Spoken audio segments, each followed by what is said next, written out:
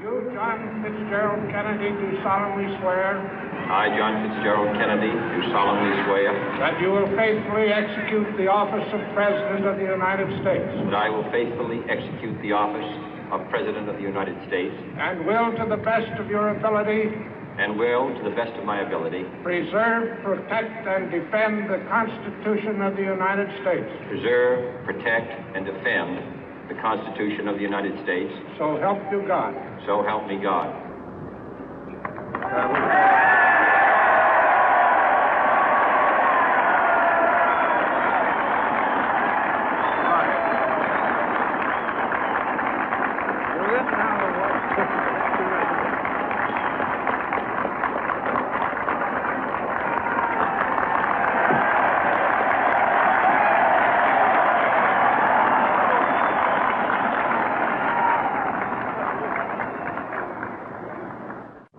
Vice President Johnson, Mr. Speaker, Mr. Chief Justice, President Eisenhower, Vice President Nixon, President Truman, Reverend clergy, fellow citizens.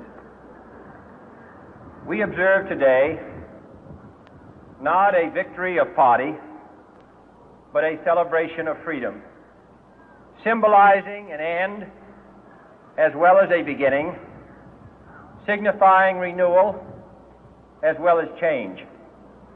For I have sworn before you and Almighty God the same solemn oath our forebears prescribed nearly a century and 3/4 ago. The world is very different now, for man holds in his mortal hands the power to abolish all forms of human poverty and all forms of human life. And yet the same revolutionary beliefs for which our forebears fought are still at issue around the globe. The belief that the rights of man come not from the generosity of the state, but from the hand of God. We dare not forget today that we are the heirs of that first revolution. Let the word go forth from this time and place to friend and foe alike that the torch has been passed to a new generation of Americans born in this century, tempered by war, disciplined by a hard and bitter peace, proud of our ancient heritage, and unwilling to witness or permit the slow undoing of those human rights to which this nation has always been committed and to which we are committed today at home and around the world.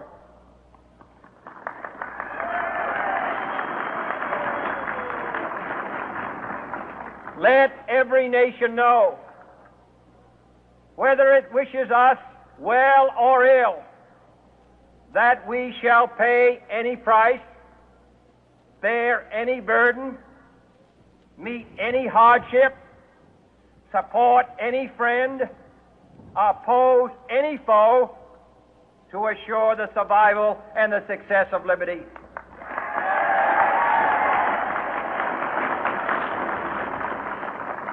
This much we pledge and more. To those old allies whose cultural and spiritual origins we share, we pledge the loyalty of faithful friends. United, there is little we cannot do in a host of cooperative ventures. Divided, there is little we can do, for we dare not meet a powerful challenge at odds and split asunder. To those new states whom we welcome to the ranks of the free, we pledge our word that one form of colonial control shall not have passed away merely to be replaced by a far more iron tyranny. We shall not always expect to find them supporting our view, but we shall always hope to find them strongly supporting their own freedom, and to remember that in the past, those who foolishly sought power by riding the back of the tiger ended up inside.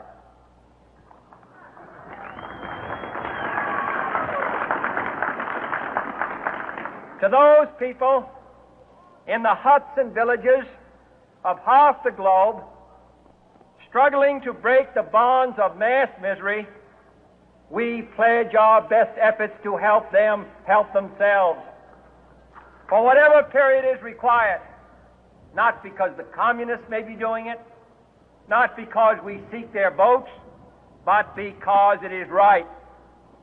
If a free society cannot help the many who are poor, it cannot save the few who are rich.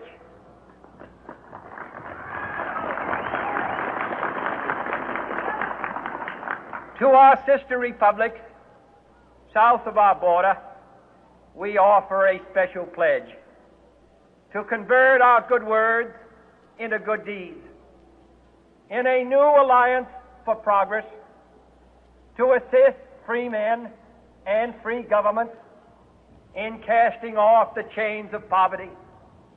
But this peaceful revolution of hope cannot become the prey of hostile powers. Let all our neighbors know that we shall join with them to oppose aggression or subversion anywhere in the Americas. And let every other power know that this hemisphere intends to remain the master of its own house.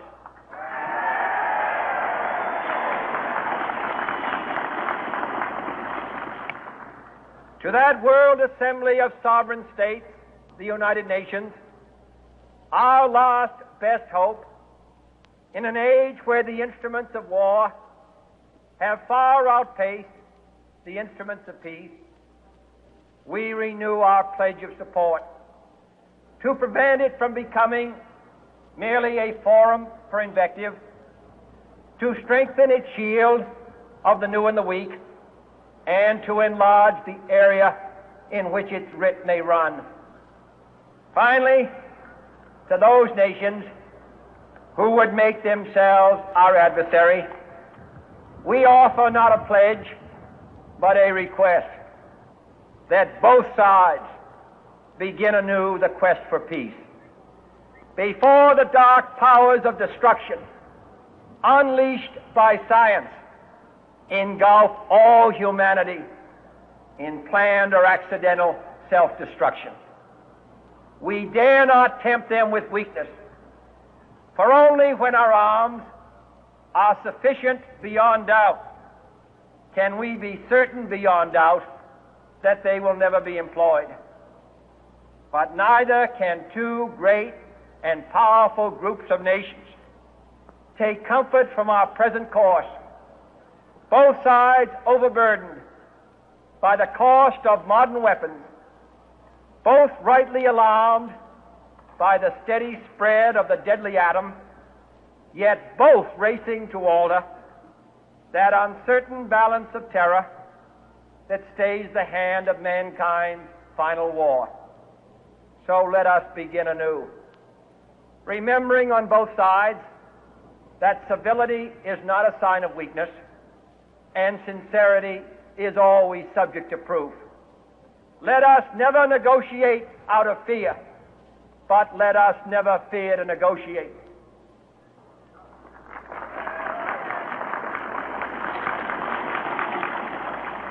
Let both sides explore what problems unite us, instead of belaboring those problems which divide us.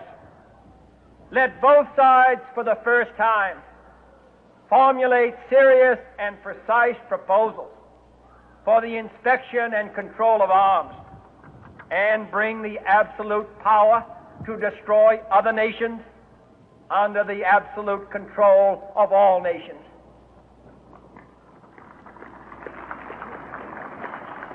Let both sides seek to invoke the wonders of science instead of its terrors.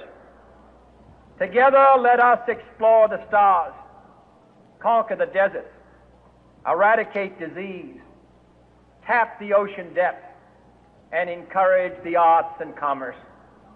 Let both sides unite to heed in all corners of the earth the command of Isaiah to undo the heavy burden and let the oppressed go free. And if a beachhead of cooperation may push back the jungle of suspicion, let both sides join in creating a new endeavor, not a new balance of power, but a new world of law, where the strong are just and the weak secure and the peace preserved. All this will not be finished in the first 100 days, nor will it be finished in the first 1,000 days, nor in the life of this administration, nor even perhaps in our lifetime on this planet. But let us begin.